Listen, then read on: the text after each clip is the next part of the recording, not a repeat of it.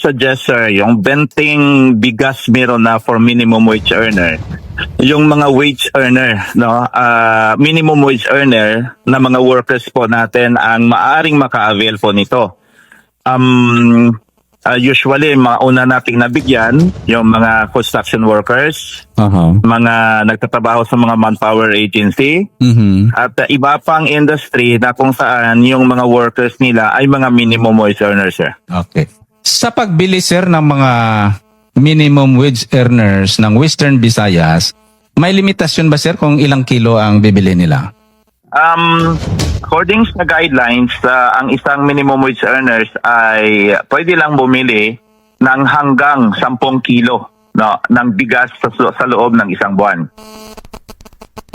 10 kilo sa loob ng isang buwan. Pagkatapos may follow-up ulit yan, sir, na magbibenta ng 20 pesos per kilo after 1 month? Yes, pwede naman po. Okay. So kung ang inyong tinutumbok, sir, no, itong mga minimum wage earners ng Western Visayas, paano naman, sir, itong mga hindi katulad ng manug-uling, mananggiti, kag mga mangingisda?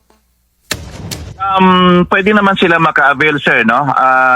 Kasi may hindi lang naman Department of Labor and Employment ang nag-i-implement ng bintang bigas na to.